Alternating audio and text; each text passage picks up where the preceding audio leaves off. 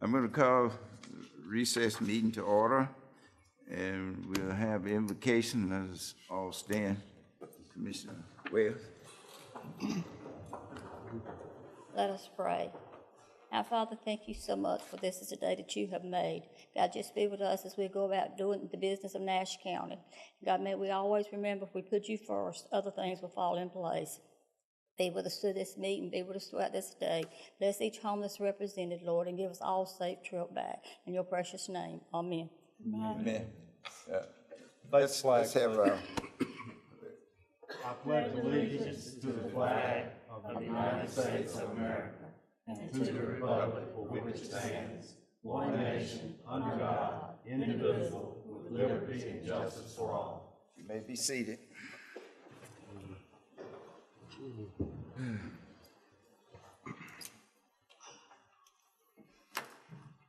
First thing we have on our agenda is a human resource policy. I'm sorry, my eyes jumping today for some reason. Ambulance fee charges. Mr. Brandt. Good afternoon. I know y'all didn't get much time to review this from Friday, but Mr. Lamb and I have talked about it, and John Turnage from our billing office and his staff. We've looked at it, and with the implementation of the new codes that Medicare has implemented, and the way our call volume has changed to more emergency than basic life support.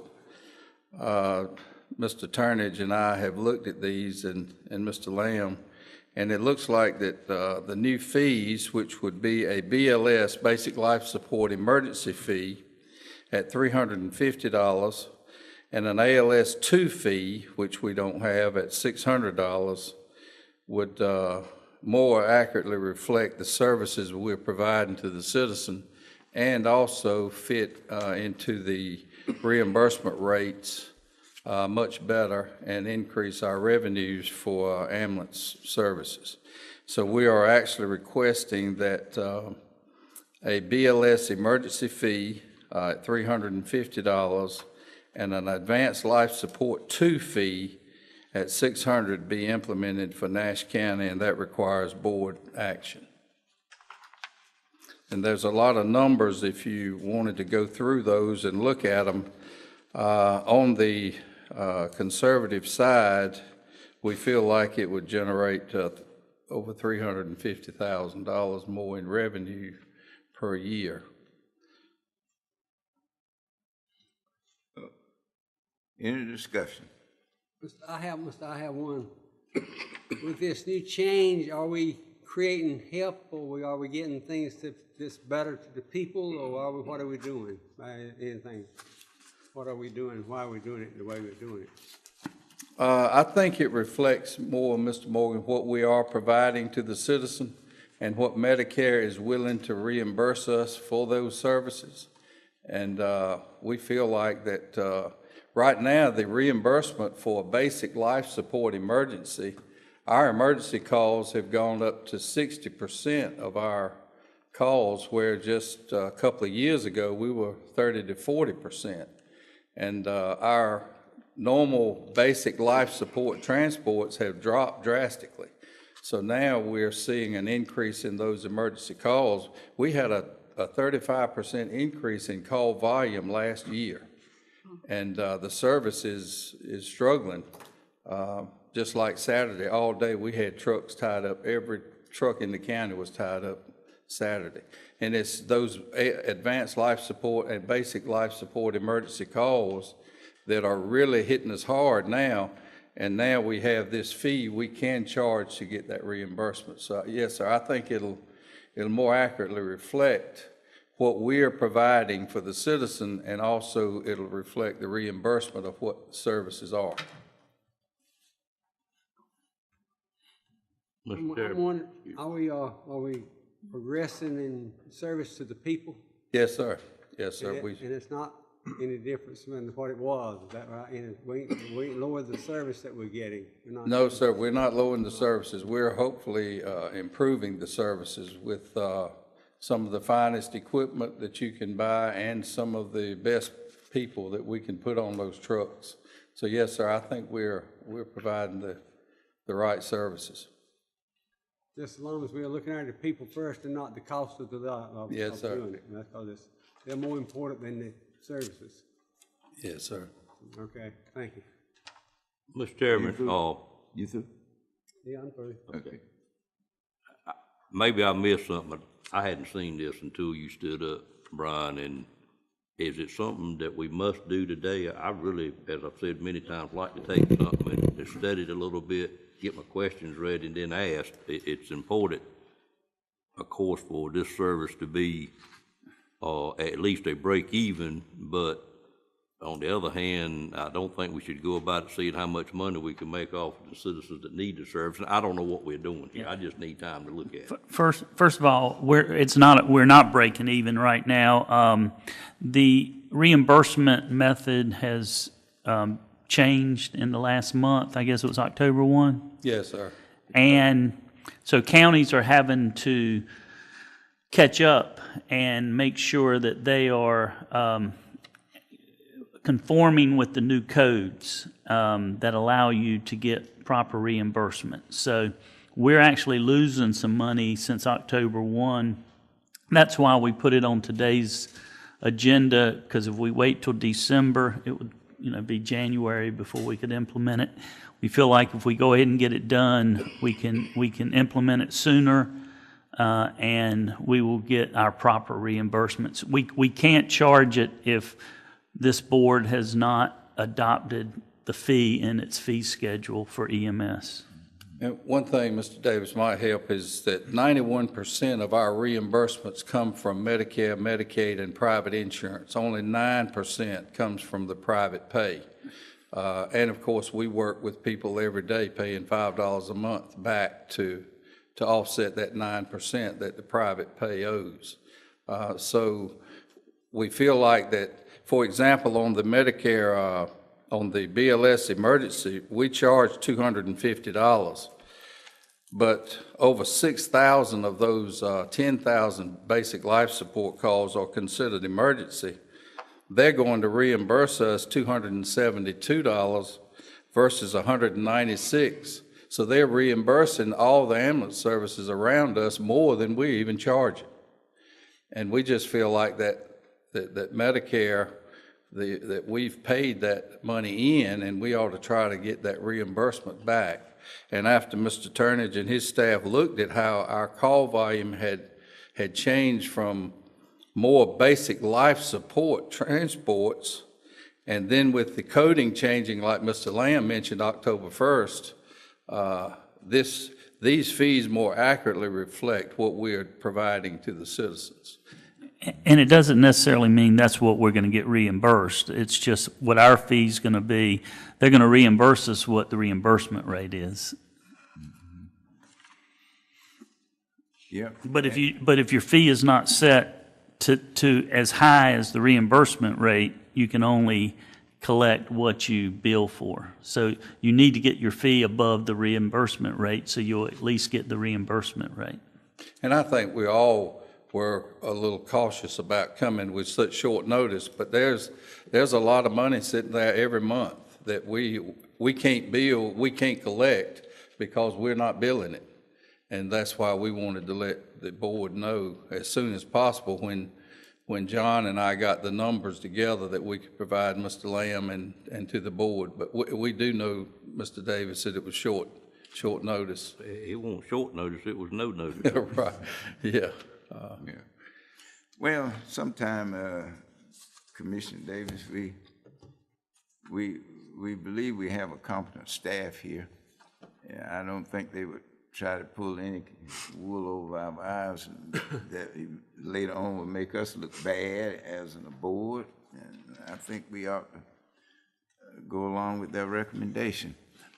And in all fairness to staff, when this was presented to me Thursday or Friday, I just thought we ought to get it on the agenda. And since we were having this meeting today, that's why I recommended that we go ahead and do it instead of waiting until December. We figure it's about 25,000 a month in reimbursements. And did something change since our last meeting that makes it have to happen this quick? We actually, It was brought to my attention after the last meeting. It was brought to my attention on Thursday. I think with the changes that took place October the 1st, and Mr. Turnage may want to expand on it, but at our, we do a monthly review of our call volume, of our call collections, our call billing. And Mr. Turnage talked to me about the new coding process. I asked Mr. Turnage to start pulling those numbers together so I could tell you that 6,600 of our 10,000 BLS calls were emergency calls. And with the new coding, I think it's a lot easier for Mr. Turnage to do that. So that we actually started this process in October, I believe, after our October meeting that we had downstairs. And John got those numbers to me, and immediately I took them to Mr. Lamb. And so that's when we decided to bring it to y'all today. Yeah, the 1 month, they're going up based on October numbers, and they didn't have all those numbers until last week. Is this the fee that we adopt with our budget each year? It's in the fee I think it is schedule? is it in our budget ordinance? I just don't remember taking action on these fees before. No, sir, the actual last fee increase this board approved that we're under now was 2007. And you can see based on the fees at the top of the page that Nash County is the lowest fees. BLS non-emergency, we're $250, Wilson's $325, Halifax $350. And then BLS emergency, all these other counties have that fee, but Nash County doesn't even have that fee. That's why we want to be able to bill that fee to collect the $272 versus the $196 on every call we run with Medicare. So you're saying, Brian, we last adopted fees for your department in 2007? That was the $250 and the $400 advanced life support. I believe that's right, isn't it, John? It's 2007, yes. Well, it seems like me that's where our problem comes from then. Could we put it with the rest of our fees and look at it each year so we don't get got to do it today scenario like we're dealing with here today? Is that possible? Yes, sir. Yes, Mr. sir. Lamb? Yes, sir. Right. That'd be a good idea. Now, you've reviewed all our fees, and all our fees are at least at or higher than the reimbursement Yes, sir. rates. And that These are the only two that, okay. Yes, sir. Those two fees, if you notice, Mr. Davis, that even though we bill $250, we're only reimbursed in that second block. That's, and so if Nash County went up to $300 on the BLS fee, it would just a BLS fee that we would only get reimbursed $196. So that would leave the patient having to pay more money. So over the years, in an effort to not increase the call that the patient has to pay, we've left the fees at relatively lower rates, but we're collecting all we can from Medicare and insurance companies. I hope that's a good explanation, John. That's one of the reasons we keep the fee lower. But when you have a fee that you're not even eligible to charge for and Medicare is paying it, then we're leaving that money on the table. Medicare's already been paid for it. And we would like for our patients to get that Medicare reimbursement. And some other county would take advantage and use it. Well, you can see every county around us has that BLS emergency fee.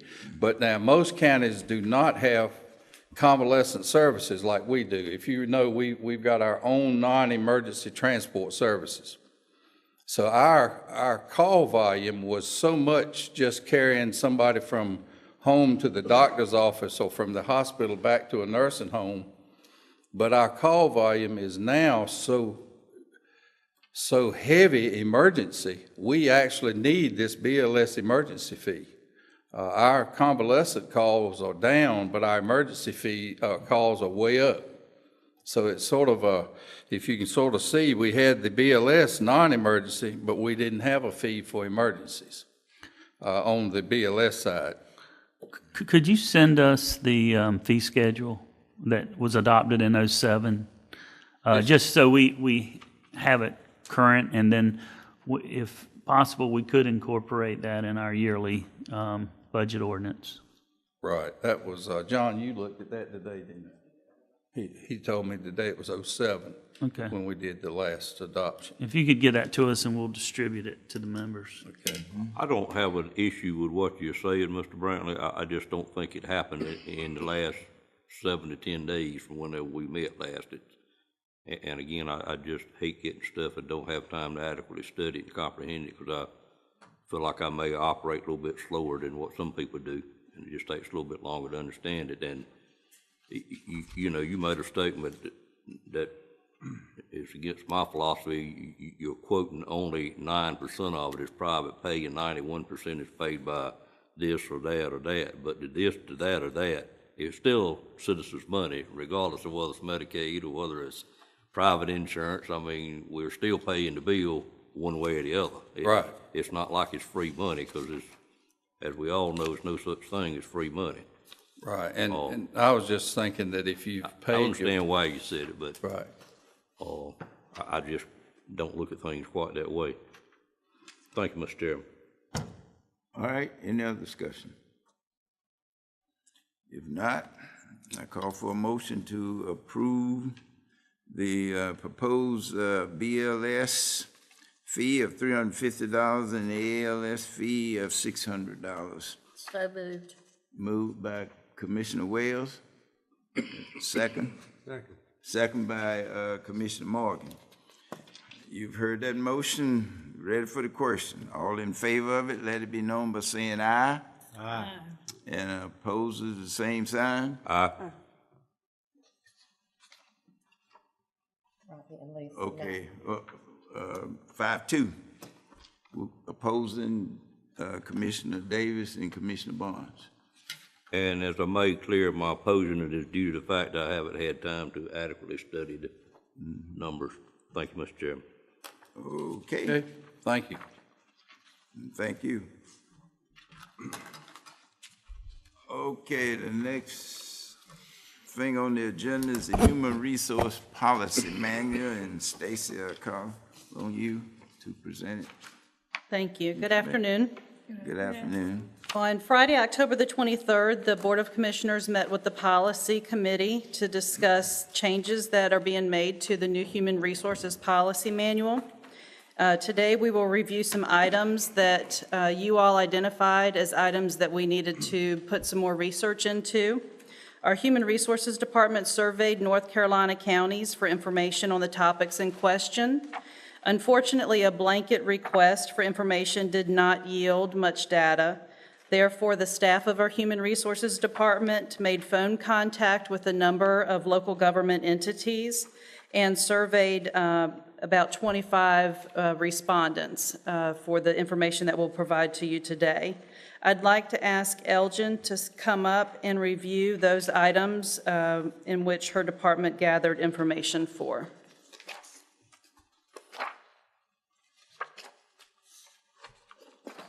Good afternoon. Good afternoon. As Stacy said, a couple weeks ago, we did come before you with some proposals for our new personnel policy manual. You should have a packet of information before you. There are about 4 different items paper-clipped together. If you would find the item that says Summary of Survey Findings, I would like to start there.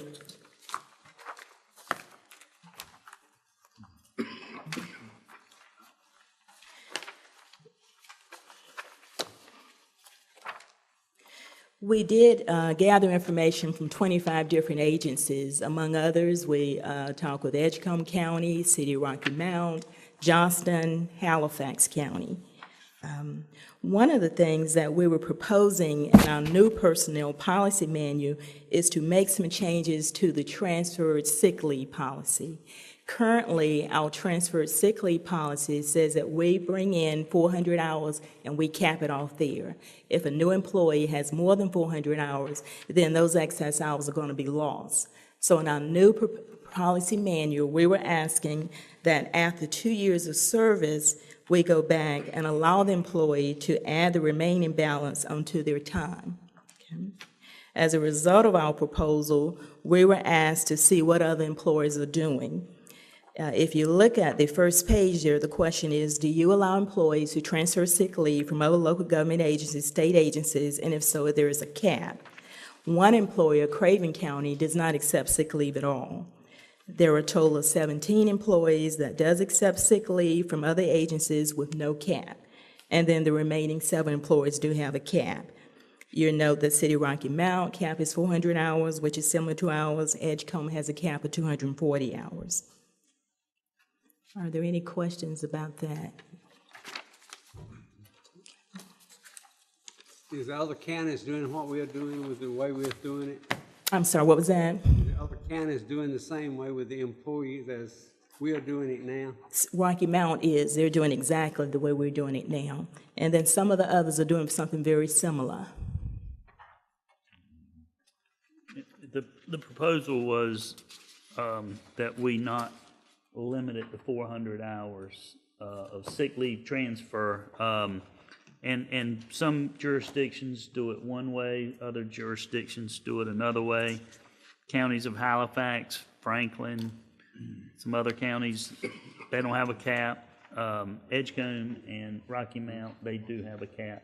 And we currently have a cap of 400 hours. That's a lot to transfer to someone else when you come in on a new job. You know, you're gonna say, "Oh, I got 400 hours left over here." What are you gonna do? What are you gonna just cut them off and let them go? We're talking about transferring sick leave that you've accumulated, and why it's important to employees is upon retirement, sick leave equates to additional months of service. And so that's why it really doesn't affect the county unless someone has a catastrophic injury or illness, and then they have that sick leave available to them. But generally, it's a long-term thing. A retirement thing is where it comes into play most often. Well, when you go to another job, don't you go to the job not particularly for the long-term thing, but what you're getting at the time you go there?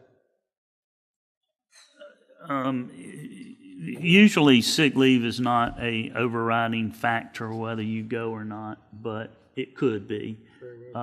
If we tried to hire somebody with 15, 20 years experience, which has happened in the past, they may ask that we waive that 400-hour limit, and so it can come up, but it's not generally the overriding issue whether someone transfers to employment for the county.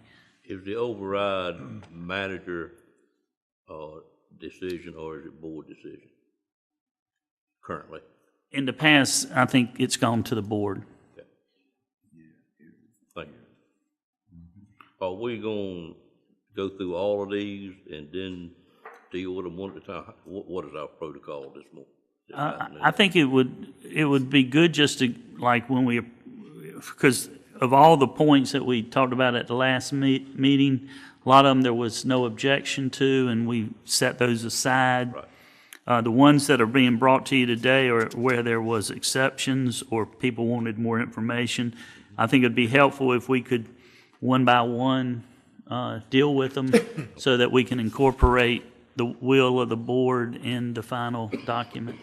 I would entertain, or Mr. Chairman, how do you want to do it? And you want motions or what do you want? I sure do. Okay. I would make a motion that we leave it as it is with the understanding that this board could waive anything in addition to 400 hours if we saw fit to. Say it again. I want to. What our current policy You want is. to leave the current policy as is? Yes, sir. And that's 400 hours. 400 hours.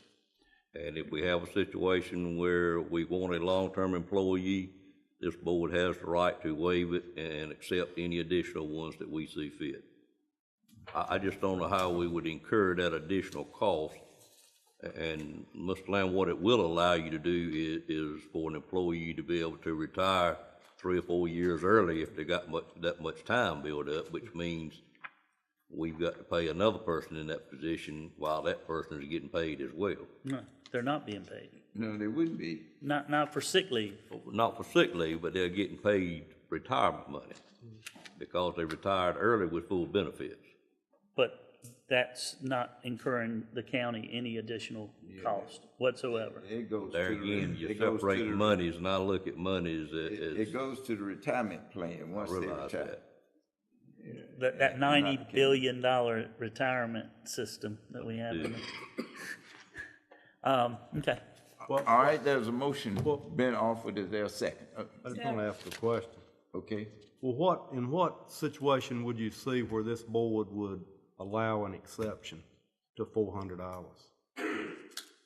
That's a good question. If we were hiring Mr. Hill, do you want to address this? Yeah. It's a work session. Yes, Yeah. please. For our audio system. I had wondered about the 2 hours being here, 2 years being here, and then being granted the excess of 400. And then I thought, what if 5 years the employee stayed here before the excess of 400 that was carried over from another county? But then I thought about, what if you could recognize all these hours and just utilize the 400 that the cap is on, plus any hours the employee would earn while they're here. In other words, recognize all these hours. Would that be a reasonable compromise where you'd recognize all the hours, but you can only use that cap up to 400 hours plus what the employees earn while they're here? That was just a thought I had as possibly a compromise. Is that very clear, Mr. Davis? It looks like it might not be, and it might not be. I think what you're saying is you can use up to 400 hours for actual sick benefit. For Nash but you County. can let all of it accumulate as far as allowing you to retire early. That's Yes. right. Is that what you're saying? That is correct. Okay, I understand what you're saying.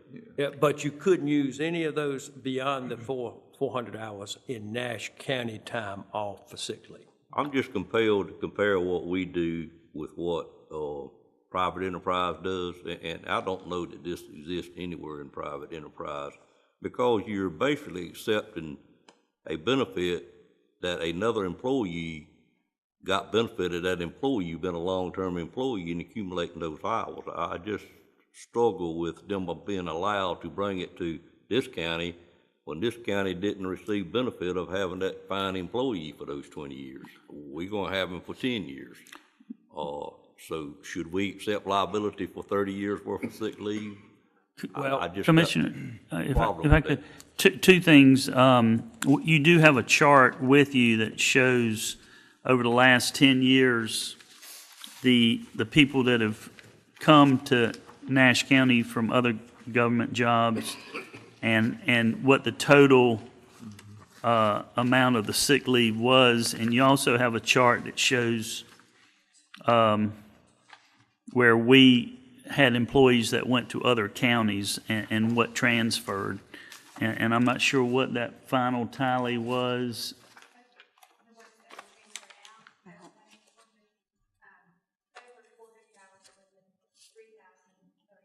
Yeah.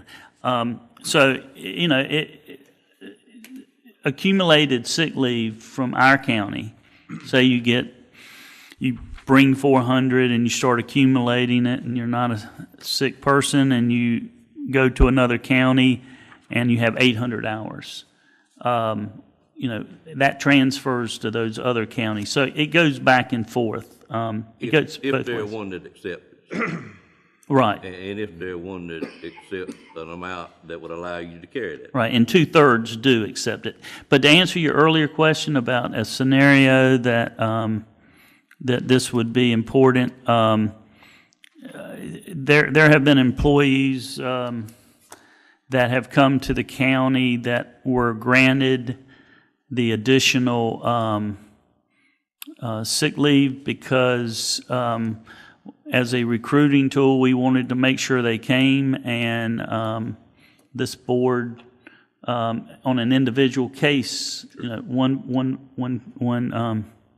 case-by-case basis, made the judgment that that would be a valuable employee for the county. Usually when you're talking about this issue, it's long-term employees anyway. It's people that have worked for another county for some time, have accumulated skills and value, and we want to bring over their services. But I appreciate your motion, and I'm not trying to argue against it. Well, you're still allowed to do that. You bring it to this board, and we make that decision. In 12 years, 13 years, I recall 2 been brought to this board. And I may have missed one, but I think it's been 2 times. And we approve both of them. We do need to be in a situation where if we're gonna hire experienced people that have built up some tenure in another county or municipality, and if they're gonna lose what they've already accumulated, they may not wanna come. Well, they don't have to lose it. You got the ability to do that. Yeah. But you're not doing it automatic. No. But it's something that we ought to consider. But we then, as a board, would be picking those winners and losers. We based on our preference, we would pick the winners and losers. In other words, when Mr. Lamb came here, he lost over 1,000 hours. So, and I haven't petitioned y'all to waive it, because I think my contract gives it to me, but. Well, it didn't seem to. But I haven't, on the books, I've got 400 hours. It seemed to scare you away from coming here was my point. Yeah. I didn't realize it, to tell you the honest truth. It wasn't a factor in my decision in any way, shape, or I form. just think, Well, it I just could. think it's hard It could. to have a policy where it's at the discretion of 7 people with complete different viewpoints on things and different preferences, different things that they advocate for in the county, and depending on which department they're coming in or what position is. Could I just add one more comment, and this is it. I had thought about it in terms of the 30-year employee. Saying if we got a cap of 400, then that should be the cap for everybody. If they come in here and that's what we're gonna cap it at, then cap it. I think whatever we do for one, we should do for all. If it's a cap of 400, it should be a cap of 400. If we're gonna have a situation where we're gonna waive it and allow somebody based on my personal preference to get my vote to bring in 1,000, then, I mean, to me, that just lends itself to problems. I think you need a consistent policy that it's easy. We don't have to sit here and try to decide who the winners and the losers are. The only other thought I had on this, and it may not be of any value at all, I was thinking about the 30-year employee, and this doesn't apply to me. I don't have a dog in this fight personally. I've been here 37 years over. But the 30-year employee, of which the first 10 years they spent in Craven County and then came to Nash County, and the next 20 years they spent in Nash County, they contributed to a general pool that's in the retirement system for North Carolina. And 10 years in Craven County was contributed to that pool. And the 10 years were, and the 20 years here in Nash County were contributed. And that's why I thought if the benefit, it's in the pool that they would be drawing the money from at retirement time, rather than just from Nash County. They contributed 10 years in one county, came here for 20, but it'd be the total pool that they had contributed 30 years to. And that's the only thought I had.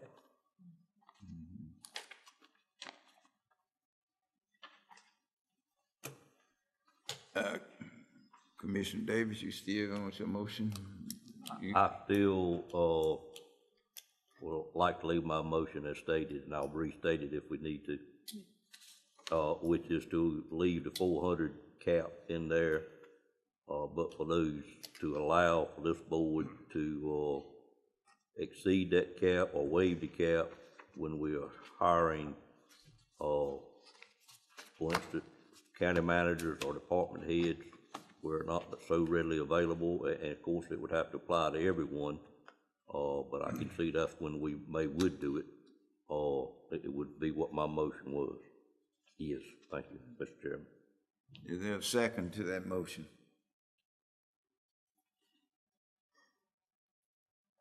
Is there a second to that motion? What is your motion? Will you State your motion again. Mr. restate it again? I'm losing it on the Okay, end. all right, we currently have a cap of 400 hours, Okay. and this board can waive that cap if we so choose. Right. My motion is not to change our current policy. I will second that one. There's motion by Commissioner Davis and seconded by Commissioner Richardson that we maintain the 400 cap, and it can be waived by this board under certain situations. You've heard that motion. Any further discussion? I would just say that the motion is to keep the status quo. So, Correct. so his motion needs really to be to deny, to not have a change, to keep the current policy as is. My motion is to leave this policy as it is currently stated and has well been documented this afternoon. Okay, that's right. All right, everyone understand that? The policy remains the same? All in favor of the motion, let it be known by saying aye. Aye. And oppose the same sign? Aye. Aye. So motion passed 4-3 with Commissioner Outlaw, Bellfield, and Barnes voting against. I don't think so. Ms. Wells, how did you vote? I feel I'm How did you vote? I voted with you. You're right, Mr. Chairman. Okay, 4-3. Fred, excuse me, Mr. Chairman. When we come to, when you come to a new job, a new gentleman comes in and comes to work, does he come because he gonna get some all his payback coming in there, or are we going just because he's qualified? What is he coming for? Well, we would hope that anybody we hire, they're hired because they're qualified. And, You don't supposed to carry it over from somewhere else. well, if they have cumulative sick leave, they will, I'm sure every person would want to carry it with them. That was what you've done last year. But we have a cap here, 400 hours, so, so if they got over that, it had to be, this board would have to approve it. And where's the smooth? You understand it now? Everybody's on the same playing field. Do you understand it now? Okay, all right, continue. Okay. One of the other items we talked about a couple weeks ago was a shared leave policy. And the question came up, can we change that to read that employees can donate both vacation and sick leave? Our current policy says that we can donate vacation leave to all employees and sick leave if the employee is an immediate family member. So we surveyed the same 25 employers and asked the question, do you have a shared leave policy? And if so, can employees donate both vacation and sick leave? 2 employers do not have a shared leave policy at all. That's Craven and Johnston. There are 10 employers that can only donate vacation leave. 2 can donate sick leave only. There were 7 that can donate both vacation and sick leave. 1 employer can donate vacation and compensatory time. And we've got 1 who can donate vacation and compensatory time to all employees and sick leave only to immediate family member. With the remaining 2 being able to donate vacation to all employees and sick leave only can be donated to immediate family member. So our question is now, looking at this varies, they're all over the place. And we're currently doing the same thing that Northampton and Scotland County is doing. We're donating vacation leave to all employees and sick leave when we're donating to an immediate family member.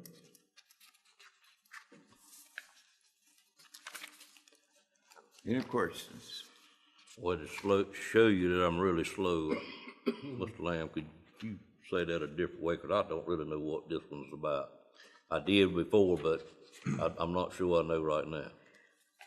I'm not the expert on shared leave. Well, here's kind of the way I see it. Yeah, Okay, well, help me. My daughter is in a situation where she's got breast cancer. Her son, my grandson, has had a kidney transplant, back surgery. He's required to go to Duke at least once a month, and typically goes more often. So she's going to be going to Duke for at least 30 days for radiation with her breast cancer. When she does that, the teachers in the school system, I believe, will rally around her and they will donate time to her so she does not lose financial. Yeah. Okay? And so what we've got here in the county is we've got a policy that allows us to use vacation time, but not sick time or compensatory time. And so in my simple mind, what's the difference in vacation time and sick time and compensatory time? It's all my time, and why can't I give it to someone to help them out when they're going to be in financial straits if they don't get some help? Well, I brought that up when we had the other workshop, and I used the agency that I worked for a number of years, 36 years. We should be able to do it. And that's totally different from private, because I worked in private industry for 31 years, and we never had any, at least in the industry I was in, we never had any sick time. You know, if you were sick, you were sick. You just lost it. But if you got it and it's mine, I should be able, I think, to use it in a manner that I feel appropriate. That's just my opinion. Well, So now we can give agree with vacation time, or, and you're saying something we can do with sick time. What is Only that? to an immediate family member. If I, be working at the same organization if I had a. Okay, so you gotta have two immediate families, which later on we're gonna decide whether we're gonna keep that, part of that intact or not. In the school system, I believe, you have to use up all of your time before people can donate time to you. correct. that's right. My son-in-law will donate time to my daughter once she uses her time, and then he'll donate time, and it'll be gone, and then others will probably donate some time to her. In the school system, Yeah. can they donate sick time to Yes. another employee? Yes. So they can do what Yes. we're currently asking to do? Yes. Okay. Unless I'm mistaken, they can donate that time. Now, I don't know that they have compensatory time, but I mean, I just feel like if people would be more apt to donate sick time than they would their vacation time or their compensatory time. You know, people work, they need a vacation. I mean. Probably the reason the policy has been like it is in the past is it alleviates the county, well, you're reducing the comp time that somebody has on the books that's payable if they leave. Comp time you should probably be required to use that up in a certain period of time anyway. Right. And vacation time's the same way. You can't just carry vacation time forever. Yeah. Sick leave, though, doesn't cost the county anything. But in this instance, it will theoretically cost the county if an employee is going to still be paid because they're out for some purpose, and their salary's not going to be frozen because they're able to use other people's sick leave. I'm just more out. Yeah, I mean, I support the change. I would be more I think apt we should allow it. to support someone by donating sick time, because it looks like a lot of county employees accumulate a lot of sick time. But vacation time, you got to use it. Yeah. Compensatory time, you got to use it. You can't just continue to roll it. Is that Well, correct? vacation time rolls into sick leave if you don't use 200, if you have 240 hours at the end of the calendar year, Does it really? it rolls into sick leave. Anything over 240 hours. Yeah, anything over 240 hours. So if I end the year with 260 hours, then 20 hours as of January 1 rolls over to sick leave. I ain't never heard of that either. Yeah. It's different in government than it is in private, but again, it's time that we give the employees as a benefit, and I just think we should allow them to use it the way they see fit. What it means is the employee doesn't lose it, but the employer doesn't accumulate a liability that if that employee leaves with 280 hours, that you have to pay that extra 40 hours. Now, during the year, if you start the year with 240 hours and you accumulate 60 hours in vacation time and you leave in November, then you get paid out the entire 300 hours of, is that not? No. It's limited? 40. Okay. 240, okay. You ready for a motion, Mr. Chairman? Or do you need more questions? Yes, I am. I'm ready for motion. I'll make a motion that we accept this change as written. Motion to accept the change as written. Yes, sir. Is there a second? So that means, Sick and- what does that mean now? That means sick and vacation? You get sick and just what you had. Donate Yeah. sick time, vacation time. Yeah. You can use sick leave, It means what, shared leave. what Commissioner Outlaw has said. Well, it says employees can donate vacation leave to all employees, and sick leave can only be donated to an immediate family That's member. the current policy. That's now. That's Current. Now, Okay, What this would allow you is to Donate. get sick leave or vacation time. or compensatory time. Well, they didn't ask for compensatory time, it asked for vacation or sick is what the request is. Okay, I can go with that. Second it. Second. all right, it's motion by Commissioner Davis, second by Commissioner Outlaw. You've heard that motion. Any further discussion? All in favor of that motion, let it be known by saying aye. Aye. And opposed, the same sign. Ayes unanimous. Okay, next. Okay, the last piece I had was the question, we talked about hiring immediate family members that are related to the Board of Commissioners, the county manager, and maybe certain department heads. Our current policy does not, our current personnel policy manual doesn't have a policy like this. And we were proposing to include prohibiting immediate family members from the Board of Commissioners and the county manager from being employed with Nash County. The survey results indicate that 17, which is 68% of employees, do not have a policy like this, while the remaining 8, 32% employees, do have some type of policy that prohibits the hiring of immediate family members. Two of those being Johnson and Rocky Mount. Is that written like this request is for elected officials and the manager, or is that throughout the employees? The City of Rocky Mount policy states that the city manager, assistant city manager, human resources director, and finance director cannot have immediate family members employed with the city.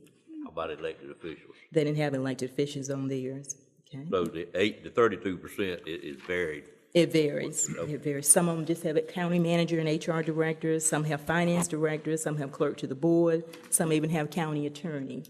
But the request to us is elected officials And the county only. manager. Okay. And it first came to us, that would be the county manager, the assistant county manager, finance officer, human services director, the clerk to the board, and the county commissioners. I thought it was too broad, so I limited it to the county manager and county commissioners, is what my recommendation to the committee was. Any discussion? Any questions? Move for adoption of that policy. Second.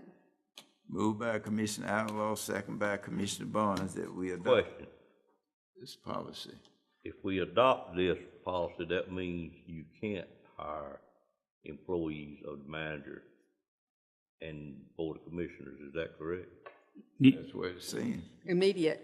I thought it was immediate. Right. Immediate family. Immediate family member. It's immediate But if you, family.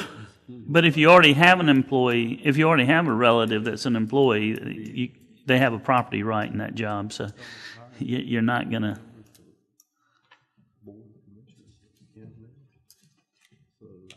Well, I tell you, it really don't sound real good to me because I just feel like regardless of what was a manager, county commissioner, whatever, if there is a person that applied and is qualified for the position, I don't think you could say no and cast them out because I'm a commissioner, or they're a commissioner, whatever. If they're qualified, they're citizens, they should have the opportunity to serve as anybody else. I mean, it sounds a little bit narrow to me. Here's the problem that I see with it. If one of us or the county manager, and I mean, it could even apply to departmental heads. But if I come to the county manager and I say, you know what, I'd really like to see this family member get this job. No. Well, it happens. I mean, it could happen. I don't think it would happen with this board, but it could happen. And so that individual gets hired, and it's very difficult down the road then with some individuals to deal with a family member like that when you've got a member, not this board, but potential future boards advocating for that person. But don't we have policies in place that you can't do that? You've got to go through human resources to apply. I mean, just say, yeah, I'll go to the manager, say, I have a person that's qualified, they need this job, I'd like you to help. Manager can't do it. They gotta go through the process, right? That's true. They got to go through the filing, the application and everything. process. And you got to have references on that. That is. I mean, so that's a open policy for everybody. Yeah, I think that's true. I think the second part of his remarks are more applicable to the situation is everybody's going to go through the proper hiring process. That's going to happen. But then if you have an employee that you've hired that maybe has some issues that need to be dealt with on the discipline side, it could get sticky if it's a commissioner's family member. That's the hard part. I don't think the hiring part's an issue. Say that again. I said, I think she was asking about the hiring part. I don't think that's a particular issue, but it's the possibility of having the disciplinary part, which was the second part of your remark, that's hard to deal with. Well, even the hiring part, if I'm sitting in Ms. Lane's position and the county manager calls me in and, let's shut the door and have a discussion, and, I would really strongly recommend that you consider this person. She's probably going to. If I were in her position, I'd strongly consider that person. Yep. Come on in. That could happen. There was a motion. Who was the second? Ms. Barnes. We don't Oh, lost okay. it. Thank you. The motion was. Motion and a second to adopt the policy. To adopt the policy. Yeah, but I want to recall who made the motion. But Make the sure the motion clerk. was not hire immediate family members of the county manager or. Yeah, I understand that. I board just of want to know. commissioners. That doesn't affect current employees. That's right. No. We understand that. Commissioner Outlaw made the motion. Okay. Commissioner Barnes seconded. Commissioner Barnes seconded. All right, you've heard that motion. Any other discussion? All in favor of that motion, let it be known by saying aye. Aye. And opposed, the same sign. Looks like aye unanimous. All right. That's your last? Okay, well, Stacy had a couple things that she wanted to talk about. Okay. Okay, so the fourth item that we were wanting to address was the grievance and appeals procedure. We had recommended the development of a Personnel Committee, and that would be 3 commissioners that would serve as a Personnel Committee. We did contact Sylvia Johnson and learned that that is not a requirement. We do not have to do that, nor does the Health and Human Services Department need to have appeals go through the Health and Human Services Board. We can have that process end with the county manager countywide. So we wanted to bring that information to you. So that means that the final administrative appeal or local appeal would be to the county manager. Then the person can file suit in court of law. Yeah. Is that the new, The way current. proposed policy? Yes. I mean, that's what, Correct. no, the proposed policy was to have a personnel committee, but at this point, I think the recommendation of the committee after they met last week was to not to propose a board. We got the impression from this board that y'all would prefer that we keep it as it is, with the final appeal being to the county manager before you go to Superior Court. Which is the way it is now? Yes. Right. Yes. So I don't think we need a motion. Well, we give you one on the rest of them. No, okay, well, Well, or you can have a motion to keep it as it Well- is. It's different than what's in the manual we sent, so we probably should get a motion, I think. yeah, I do too. To keep current policy. I entertain a motion to keep the current policy.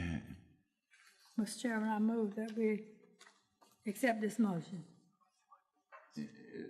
Keep the current policy. Keep the current policy. All right, there's a second? Second. Second by Commissioner Davis. Any further discussion, keeping the current policy? All in favor of that motion, let it be known by saying aye. Aye. And opposed, the same sign. As unanimous. Okay. And then the last item that we were asked to look at was with our adverse weather and other emergency conditions policy. We explained that currently the policy is such that if we were to open 2 hours late or close 2 hours early, employees who are not at work that day would have to take the full amount of time of the regular work day. They would not follow the county operating hours that were adjusted. And I think you all were in agreement that that made sense. We did have some question about if somebody was on vacation, had previously scheduled a vacation that day or that week, and something happened on a day for us to consider that they not take the adjusted hours, but they take the full amount of hours that they had intended to take. And it remains the recommendation of the policy committee that we would like to propose to you that it stay across the board, and that's simply for just management and consistency with the administration of this policy. So the recommendation is that if I have asked for 40 hours off this week, and on one of those days, we leave 2 hours early, and so everybody works 38. It is the recommendation that that employee that took off 40 hours initially would only have to use 38 hours. Correct. Is that clear? That's bud. I think I get it, yes. Yep. Sound I don't really. good to me. All right, I thought it was if you took off the 40 hours and it would still be 40 hours to be able to keep up with it. No, because everybody else in the county, the operating hours for the county were adjusted for that day, so everyone else would have a 6-hour workday instead of an 8-hour workday. So we would like to keep that consistent with even those employees who were off on vacation or even sick that day. So let's say I take a week off, Monday through Friday, and on Thursday, we have a snow day, and I'm in Myrtle Beach. So for that snow day, I get 2 hours given back to me, but I'm still in Myrtle Beach, and I'm there Friday. So you would only have to use 32 hours based on the proposal But I'm still on vacation. in Myrtle Beach in the snow. Well, hey, I'm just kidding. I'm just kidding. wherever I'm at, Jacksonville. Yeah, I know. I know. I'm just playing with you. 38 hours. We have a lot of folks on the committee that work with timesheets and making sure that we are keeping up with those employees that needed to give 8 hours instead of 6 for that particular day. We do not feel comfortable with being able to stay consistent with that. We would just like for it to be across the board. We follow the operating hours of the county. If the county is only operating 6 hours that day, then that's all we're looking to expect on timesheets from But I'm employees. on vacation in Jacksonville, Florida. Yes, sir. I don't like that. Let's, I understand that part. The other part of it, which you said you felt like we were okay with, and I take your word for that, even though I don't remember. What happens if you come in and you send them home 2 hours early? One person chose not to come in at all, so they're going to only get charged with the 6 hours because is that what we're doing? That's the current, that would be under the current policy, wouldn't it? If at 10 o'clock in the morning you decide you're going to take the rest of the day off and not come in, and we're only working 6 hours that day, would you charge them 8 hours? Okay. You would? This has always been an issue in every county I've Say been if in.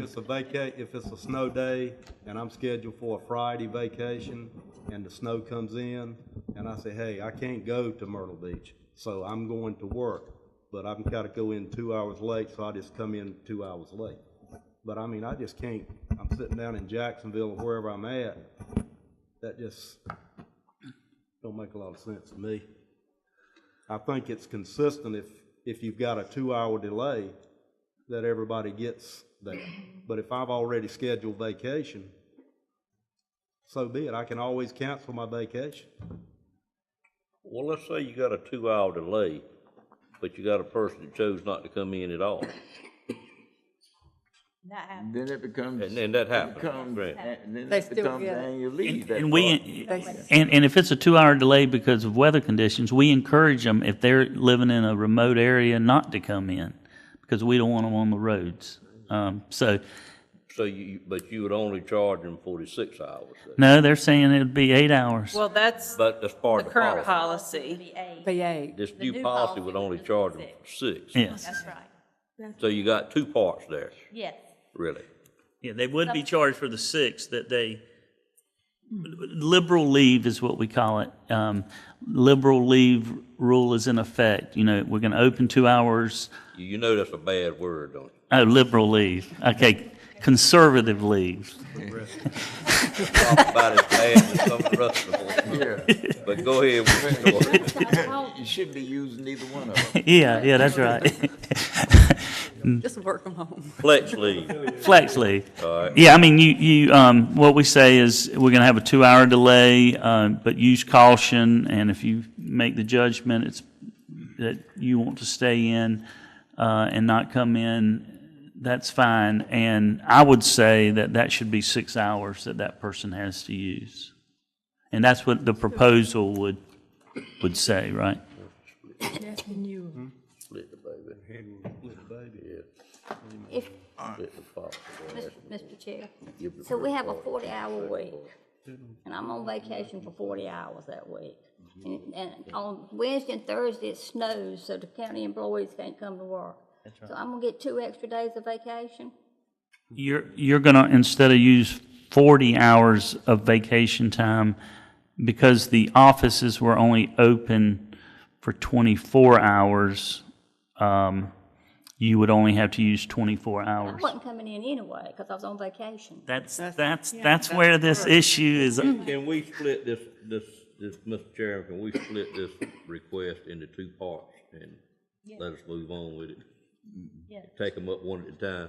But it Sure. seems to be we have different opinions on part of it, but maybe not on the first. Go ahead and tell us what you mean. What I'm saying is, I would certainly like to see us Let going him in. clarify what he's saying. And the committee has asked for 2 things. They've asked for this variation of the policy as it relates to a day when you're scheduled to work, not on vacation. or sick, and you get sent home 2 hours early, you only get charged 6 hours, not on 2 hours, not 8 hours. That's the first part. We can maybe make a decision on that. And then the second part is about the vacation or scheduled leave, whether you get paid or not when you're on vacation. You making a motion? I think what I'm asked to do is consider them independently. Make the motion. All right, Do you need a motion, Mr. Chairman, to split the item? well, I'd like to see us, what I would like to see us do is discuss it and go on and make a motion for it all. If I could try to verbalize the motion, I think Yeah, his first motion, let's say, is, it's hard. I'll make it. Do you do it? First motion is just dealing with a normal work day. That's correct. Vacation's not included in it. I would Just a grant. normal work day for people that are scheduled to work. Okay. And decide to take the whole day off. No, it's just, Normal, If we have a 2-hour delay. 2-hour delay. You've got a policy proposed change that has 2 changes in it. The first change is what? Okay, so the first change is, if there were a 2-hour delay and someone couldn't come in until 2.5 hours, so instead of coming in at 10, they couldn't get here till 10:30. Our current policy requires them to take 2.5 hours leave instead of that half-hour leave. We're opening 2 hours late. We open at 10 a.m. They can't get here at 10 a.m. They can get here at 10:30. They arrive at 10:30. They're not right now, they're not taking a half-hour leave, they're taking 2.5 hours leave. And our recommendation is that would become a half an hour. Yes, the Or if recommendation. they came in at 11, they'd have to take 1 hour, not 3 hours. Understand? Okay. I would make a motion we accept that proposed change. Second. it's moved and properly second that we take that proposed change, which is that, Don't even try. don't say. That the leave that the employees take follows the operating hours of the county. Right. okay, Good way to put it. Yeah. okay, leave that employees take will follow the operation, of the county.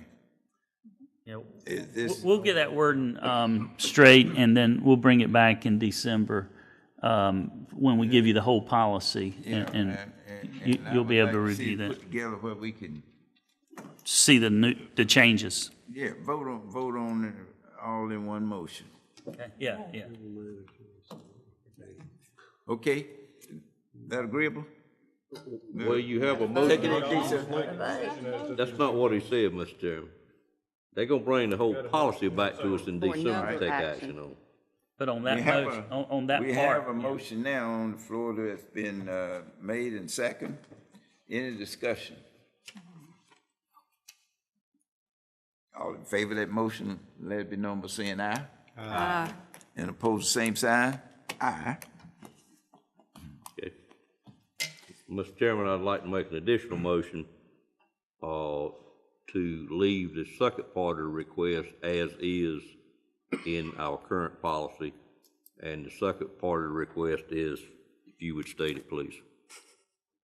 What the request is, or what your request No, is? the request that I'm asked not to accept is what? Is for individuals who have previously scheduled vacation or annual leave will Will not get the benefit of a shortened or No, I'm asking you canceled to day. state- I'm what asking the you to request state is, and the request is that anyone taking scheduled leave or annual leave, annual or sick leave, will also follow the operating hours of the county.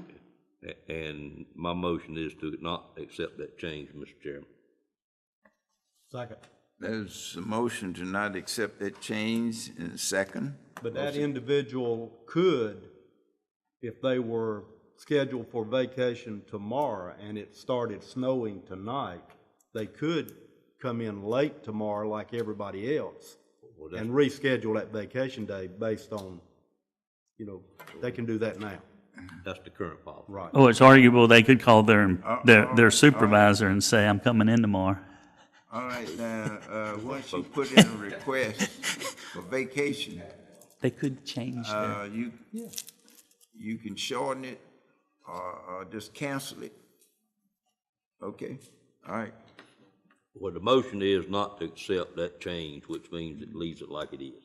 In other words, if you're on vacation, you're on vacation unless you choose to not be on vacation. Which, in a nutshell, says that if you're taking a week's vacation, her example, and 2 days we don't come in at all for sick leave, you instead of, the recommendation would be you would only have to use 24 hours of vacation time. The current policy and what the motion would keep is that you would have to use the full 40 hours vacation time. Is that correct? Yes, Yeah. sir. Yeah, I got it. All in favor of that motion, let it be known by saying aye. Aye. And opposed is the same sign. Unanimous. And those were the 5 items that the committee made note of Friday, 2 weeks ago, when we met to address the board's concerns. Do you have any other questions about the policy that you'd like to ask today? Well, I think you all worked on this thoroughly, spent a lot of time on it, a lot of thought, and I commend you for your work. We will incorporate those 5 items or change them or not change them in our current policy and get that to you in the next couple of weeks. If I may, Mr. Chairman, I just want to publicly thank the committee that has been spending the last 3 or 4 months working on this. Dealing with personnel policy is everybody's least favorite thing in the world to deal with. Dealing with personnel generally is everybody's least favorite thing to deal with. And I've done this in several counties, and I think our process here was the best I've ever seen. And I want to commend the Board of Commissioners for taking the time to fully evaluate these recommendations. A lot of these things, there's not a right and wrong answer. It's a judgment call, and I respect the judgment that these commissioners have made. And again, thank y'all so much for y'all's hard work, especially you, Stacy, taking the lead. Thank you. Thank you. All right. Item 5, firearms and weapon ordinance. Mr. Chairman, there's been a lot of discussion about this matter. Unless there's a board member that would like to modify the current policy, we would recommend that this matter be tabled indefinitely. I move. Well, I just think we need to do something in connection with bringing firearms into sensitive places like our social service department. We need to deal with that. If we don't, then you can have some serious injuries or death, then the county gonna be sued for not having some kind of policy in place. I was. Could we state the current policy possibly? The current policy is simply that we do not allow concealed weapons on county buildings. That came out in the 90s, late 90s, when the concealed weapon was law, many counties adopted such a prohibition. What our current policy does not do is someone who is legally registered to have a rifle and wants to bring that, not concealed, but openly carry a weapon into a county building, you can currently do that under our current policy. And that's what the original intent of the effort to amend this policy dealt with. The instance that someone mentioned to me today is I'm having a dispute with DSS. I walk in there and I lay a gun on the table because I have a right to carry that gun openly. And I'm going to argue with the DSS worker. The original thought was that we would prohibit both concealed and, what's the term, open carry firearms in county buildings. The committee still feels like there's merit to that.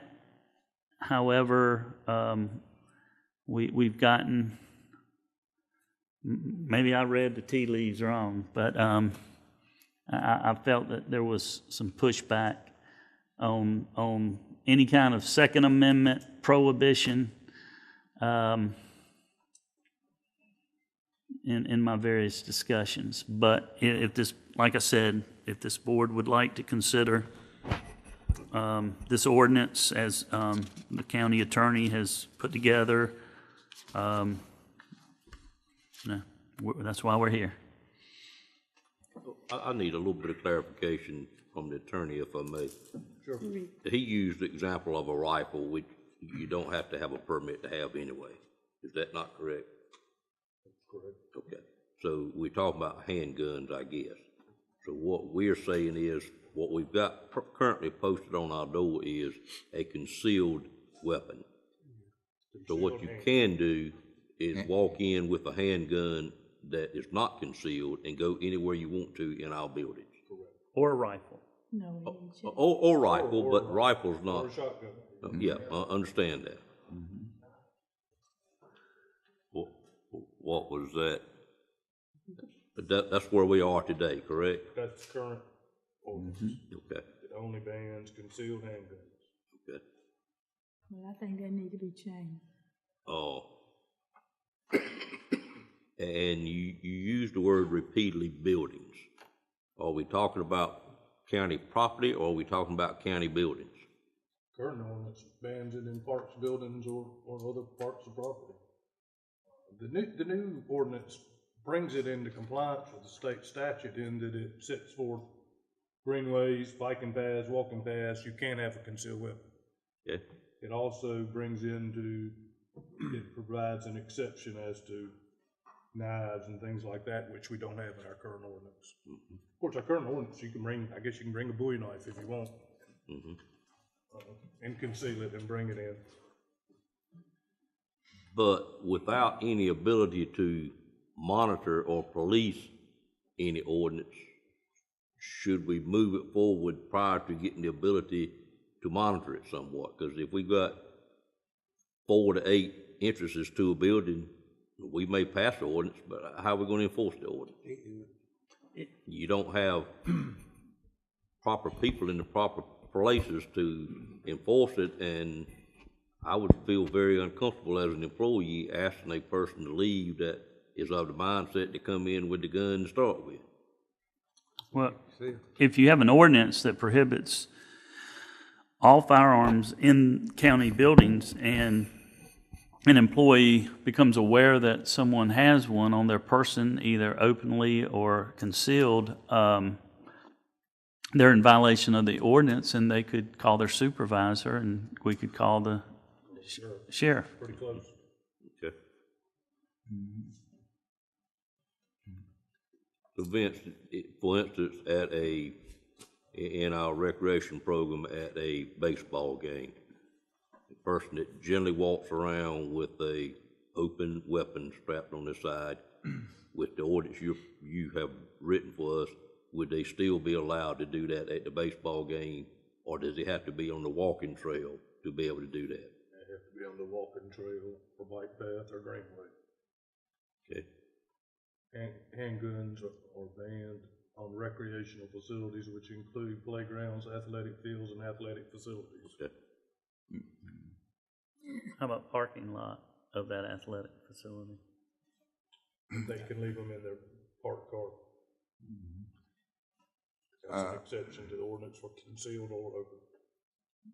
I got, Mr. Chairman, I received one telephone call from a gentleman down on the southern end of the county, questioned me about his handgun where he hunt.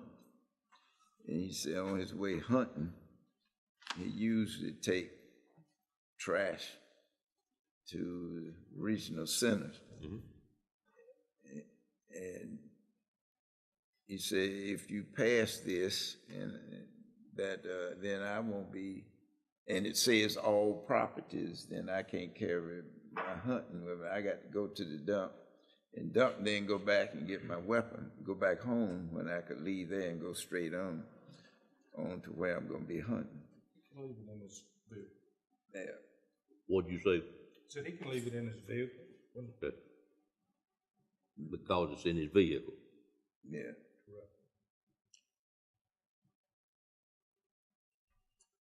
I do. Well, he was under the impression, and at that time I didn't answer him whether he could or couldn't. Right. He was under the impression that he couldn't drive on county property.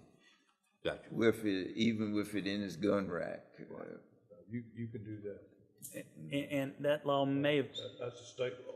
that law may have changed because at one time, a 17-year-old senior in high school could not That's right. carry a gun on their rack into the parking lot at the school. Is that still the law? I think it is at a school. At a school still, okay. That's different than county property. Okay. Mr. Chairman, I had numerous calls. I didn't write them down, but I'm gonna say a dozen. And for the most part, I think all of them were totally against us adopting this ordinance. And I understand Did they offer any suggestions? No, How they offered a lot of opinions about the Second Amendment, and I fully support the Second Amendment. But I also understand the issue with our employees. Is it out of order? I know we have one person here today that is strongly opinionated on this, that has a lot of knowledge of it. Could we ask if he knows of a possible solution to our dilemma? Is that out of order? It's a work session. Well, we don't have a public hearing. Well, Mr. Chairman, you have the authority to allow that. Well, I know. That's my question, because I'm searching for an answer. I don't have one. Oh, okay. Ray, would you mind giving us your thought, understanding our side of it? Now, I fully understand your Second Amendment beliefs, because you've allowed me to understand those. My name's Ray Sherman. My letter about this very policy was published in the Rocky Mount Telegraph. I spent 20 years in the military defending the Constitution of the United States, so it's very sacred to me. Over the past 10, 12 years, I've researched this gun law stuff deeply. You're talking about making gun-free zones. I don't have a problem with a gun-free zone that is secure with limited access. We don't have problems with those type gun-free zones. What we have problem with in gun-free zones is open access, just like you're talking about this building here. You're trying to make it a gun-free zone with open access. You just recently had a shooting in Winston-Salem State University, which is a gun-free zone. That's what you're opening yourself up to here, shootings where there are people can come in with a gun and everybody else doesn't have one. 9 out of 10 mass shootings in the United States happens in open gun-free zones. That's not counting the individual shootings like Winston-Salem. happen. But that's just the mass shootings. So I asked you to think twice. What I'm against is putting our recreation areas off limits to people who have guns or concealed carries. I'm definitely against that. If you're going to have a gun-free zone, make it a secure zone with limited access. All right? That's all I'm asking. Understand. Because those four little words at the end of the Second Amendment mean so much to me. Shall not be infringed. And what you're doing by making gun-free zones is you're infringing upon my right to bear arms. So please, think about it. I have no objection to doing it. I think that DSS, yeah, they have confrontations. They will have confrontations as long as they're dealing in the areas they are. What I heard Ms. Boone say here before, that there's never been a gun incident. So you're trying to put into a place a gun-free zone thing where there's no problem. So please, think about us law-abiding citizens when you go forward with this. If you got any questions, I'll try to answer best I can. So basically, what you're saying is that if this building could be secured with metal detectors or whatever, so you could ensure that no guns were coming in by the bad guys, only by the guys that were authorized to have the guns. Otherwise, the guns are in the parking lot, locked in the cars. Right. That's what I'm saying. If you could secure it, everybody goes through, employees included, everybody goes through a metal detector. A guard is there ensuring everybody that goes through that. Parking lot area and all that. Well, look, I was at a ball game Thursday night, one of our public schools, and when you drive in, it says gun-free zone. But isn't those... Well, my problem is I'm sure it was not a gun-free zone. It's not a gun-free zone. No, I know that. But there's some of the schools, high schools, that have fenced areas, that everybody goes through a gate and they are warned or go through a metal detector. It's the same thing. But if you've got a gun-free zone and there's no control of it, it is not a gun-free zone.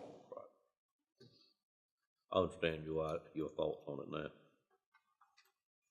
All right? Thank you. Thank you. Thank you. And that's kind of where I've been all along. That's kind of where I think that's been where I'm at all along, and I've stated that. I'm sorry. Well, I was going to say that maybe we need to go to that where you have metal detectors and limit the areas that you can come into the building. Well, the problem is, just for this building, we have 4 entrances. Health Department's got entrances, Cooperative Extension's got entrances. Our parks have entrances. It takes 2 people with metal detectors at each entrance. And we have a health department in Rocky Mount building. I just think it's cost prohibitive to make every building and every recreational area in this county subject to metal detection with 2 workers and the equipment. It would be very expensive. I've never advocated for metal detectors at convenience centers, recreational parks. The only thing I've ever advocated that for is this building. It looks to me like, from all the discussion that I've heard, that the primary area of concern is social services. Right. But to have a gun-free zone and to have it secured, as he advocated. Well, if you don't secure it, then you don't have a gun-free zone. Mm-hmm. Because otherwise you're just accepting people on their honor.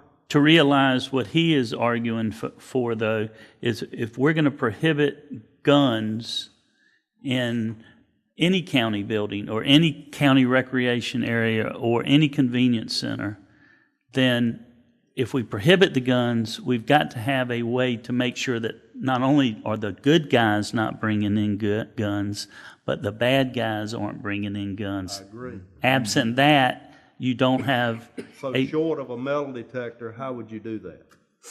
I don't know. Put a sign on the door? Exactly. And that's why I said we need to have Well, that's- metal detectors. Because otherwise you change the sign to say, no weapons. I mean, whether they're concealed or open, no weapons. And then you got exactly what you got now. Well, again, I know we're focusing on social services, but to realize his proposal, we would have to have 2 people at every county building, at every county entrance. If we're going to prohibit guns and make it secure, we would have to have 2 people at each entrance, 40 hours or 45 hours a week, and the cost of that would be astronomical. I would argue that those same dollars could be better invested with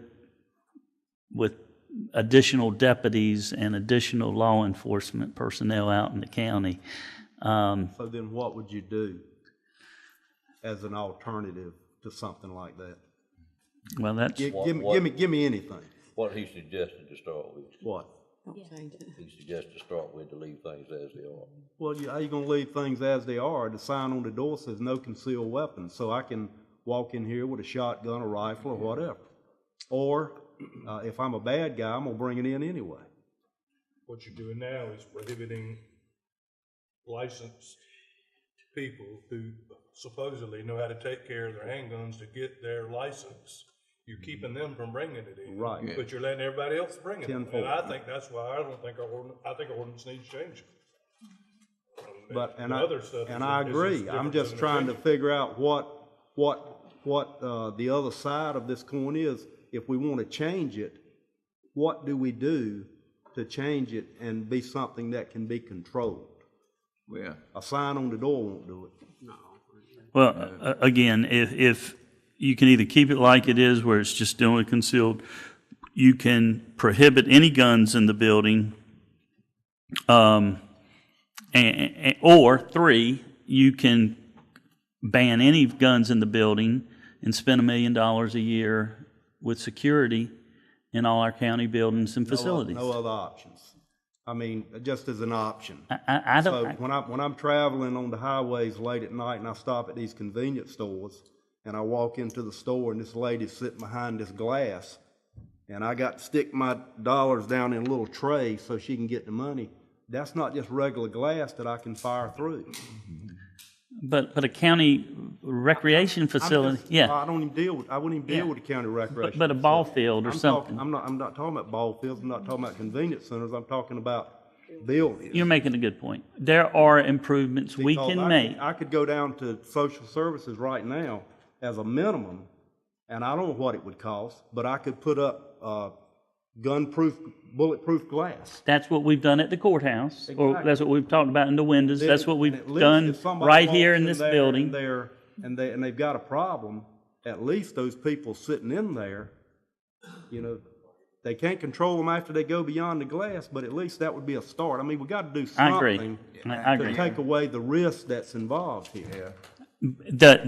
and that's my position. We got to do something. I just don't see us just leaving it as is. The original proposal would be restricted in buildings. But if you go to what Mr. Shamlin suggests, it's cost prohibitive in my opinion.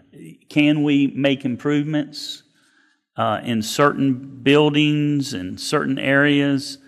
Yes. Is it going to satisfy that position? I don't believe so, unless you have metal detectors and paid personnel in every single building or facility or area that prohibits any guns in it. But I think that really It's got to does be, exactly what Ray Shamlin just said, is by doing what you can do with glass or whatever, then you have not prohibited anyone from bringing a gun in. You've got a sign on the door says no weapons, and you're expecting people on their honor to leave them in their car in the parking lot. The good guys are going to do that. The bad guys are not. No matter what you put on the door, the bad guys are going to do what they're going to do. So all you're trying to do, based on what you know they're going to do eventually, is you're trying to provide as much protection to our employees as you can. Right. And that can never be cost prohibitive. well, I understand. That's my opinion. I don't think we should be even talking about parks and convenience centers and things of that nature. I mean, people come out there, they got their gun in their, locked up in their dash, or, I just don't even think we need to be dealing with that. Well, And we have some that come to ball games that have an exposed weapon on their side. Of course, it's the same ones every time, but what they're doing is not illegal currently. If we pass this ordinance, it will be. Instead of school, it's illegal. I was talking about on ours, at a school it is. say Red Oak Yeah. Field. But they're allowed concealed carry. Out in those ball fields and places. Why would I We want don't need to, I agree with that. He was in charge of this committee. okay, Chairman, if I might interject a second, I think what the staff feels is odd about this current situation is that we're disallowing concealed weapons, as the attorney said, but we're allowing anyone else to bring in weapons. So one alternative could be is that we have an ordinance similar to this that allows for weapons to be banned in our buildings, maybe with the exception of concealed weapons. So, not having a gun, eliminate the idea of a no gun-free zone. I mean, I'd feel more comfortable that somebody with a concealed weapon who's been through training, who's been through the sheriff's office, who has that, that process in place, I'd feel more comfortable with them being allowed in the buildings with a weapon and disallowing everybody else. And I think that might address Mr. Ray's concerns on, you're letting the guns, the good guns in the building, but preventing the bad ones, as analogy would describe. But How are you going to keep the bad ones out? well, I think just having a mechanism where something happens in DSS, if somebody's, What's that mechanism? Is that a sign on the door? What's that mechanism? well, we'd have signs on the door, and then That won't do it, if somebody Eric. witnessed a weapon, then they could call the sheriff's office, and the sheriff's office could address that But what issue. if that person walks in and they're irate and they jerk out that weapon and kill a half a dozen people? There's no way to stop that now, or I doing. know that. That's why I'm saying that you've got to do what you can do within reason to protect the people that are there. Putting a sign on the door and telling bad people not to do bad things is not going to stop them from doing bad things. I just think metal detectors is extremely expensive, and I still think you could get weapons in this Not the building. only option. If you want to safeguard our buildings, then that's what you'd have to do, yes. That's not It the took- only option. Vince, the sign that we currently have on the door, is it county ordinance or is it a state ordinance, state law? It's a county ordinance that was adopted after the state law was changed. Said we could. So we do have a county ordinance that says no concealed weapons. It's a county ordinance that was authorized by the General Assembly. Correct. Adopted in 1995 or so. Well, we need to do something with that. That's what I was trying to do. I agree. But I'm not sure what you're doing is what we need to do. We might need to get rid of all of it. Yeah, understand. It's a tough question. I mean, it's. I like to take a minute too. I've got plenty of guns, But I mean, if you take your highest risk area and you do what you can do, I don't know if would the social services people feel safer if they were behind bulletproof glass at that entrance there. I don't know. That's something we can look at. And but we have, 4 entrances for social services? All of them are pretty separate, so that if you closed 1 or 2 of them, we would have to direct people through, a maze of office space continuously. But as far as bulletproof glass, that is something we can look at in all our social service locations, all our entrances. There's really only 2 entrances to social service. Well, there's 3. Three. Right. Well, Well, it's part of social services over here, Yeah, in there's this building. 2 in this. downstairs. Right. And one of them's out here, and one of them's on the other side. Right. Where's the 4th one? But There's 2 entrances to the one over there. Well, I know, but my point is, if you come to the social services area from the front entrance, you still got to come to that reception area. Correct. That's correct. And we can look at how we could possibly enhance that area the same way we would do a courthouse. People have done that in courthouses. They've put up plexiglass where they have the metal detectors. But we can look at whatever the board All right. wants us to go All to. right, board, will you agree to this? We'll just close the discussion on this and let them and the county attorney go back and deal with this building here, which houses the social service, and see what we can come up with that would be acceptable to this board. I think we should maybe entertain a motion to not take any action on the policy as written, have the attorney to look at the policy that we currently have, which doesn't allow concealed weapons on our grounds, or in our buildings, and then ask staff to look at how we can improve safety in the most vulnerable areas of this building. Well, I like this, the final part that you said, let the staff go back and and work on that. I don't see where we need to take any action. Well, what Just let them. That's fine. Let them. Oh, you've just got an item on your agenda. Yeah, and we either we referred back to them for further. So you're tabling it? Is that what you're asking for? Yeah. Okay. We table it not for it to be dead, but table it for them to go back for further study. Further work, that's a better word rather than study. Do you want a motion like that, or are you gonna do it without a motion? We don't need a motion for that, do we, then? I would ask that you delay any action on the ordinance, and you instruct staff to look at particularly social service entrances to see how we can beef up security in those particular places. So moved. Second. Moved by Commissioner Davis, second by Commissioner Outlaw, that we delay action and ask the staff to go back and look at how we can make the social service department safer. I think that's basically what we were saying. Yes, sir. Any further discussion? All in favor of that motion, let it be known by saying aye. Aye. And opposed, the same sign. Ayes unanimous. All right, next thing on the agenda is request for funding for Positive Image Action Group.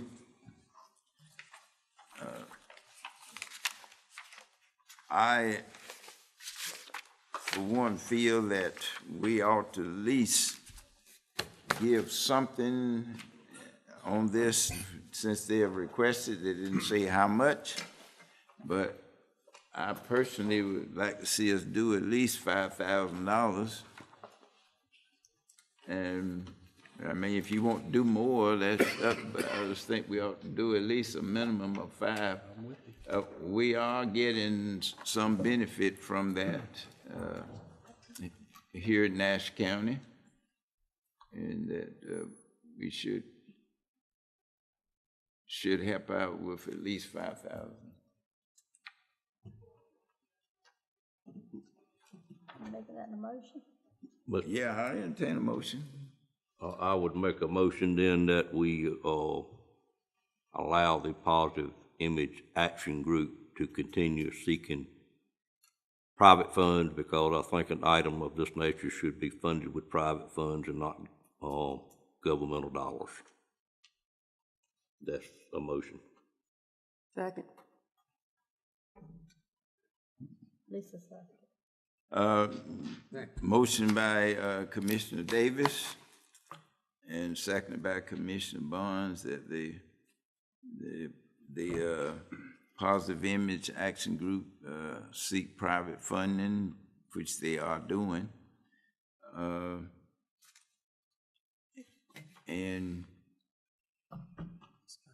Mr. Chair, I understand the private fund and understand all these things. But I really don't think it would break Nash County for us to give some money to the Positive Action Campaign. They're doing the Positive Action Campaign for all the county, not just Rocky Mount. I know anything that's got Rocky Mount tied to it is taboo on it with this board. But anyway, we're not asking to give a lot of money. That's a token to show that we really do appreciate what they're doing. And you know, if they say something later on and we think they're doing wonderful, we could give some more, we can. But I think this is just showing them that we're just not negative to them every time they come to us. I think we've been pretty good to Rocky Mount and Edgecombe County, to be honest with you. I'd like to see what other municipalities or governmental agencies are given first. I did inquire as to whether any towns in Nash County, other than Rocky Mount, had committed any funds. Rocky Mount apparently put some money in their budget, but have not formally passed any resolution or voted to appropriate those funds. And I'm told that no other town in Nash County has appropriated funds or been approached for that matter. But How about Edgecombe County? I didn't check into Edgecombe County. Call the question. okay, everybody understand the motion? Do it need to be restated, and we want you to know what you're voting for? Please restate it. The motion, as I understand it, was offered by Commissioner Davis, was that the Positive Image Action Group should be seeking private funding and whatnot from the government. My motion was that it should be funded with private funding, that we should let them know we feel like it should be private funding, that it's not appropriate use of public dollars. Okay, you understand private funding and not public dollars. All in favor of the motion, let it be known by saying aye. Aye. And opposed, the same sign. Aye.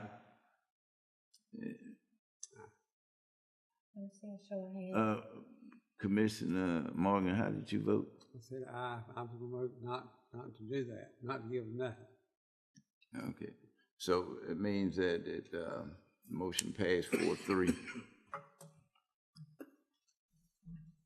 All right, we move on. Next thing on the agenda is closed session. Consulting with the county attorney and personnel.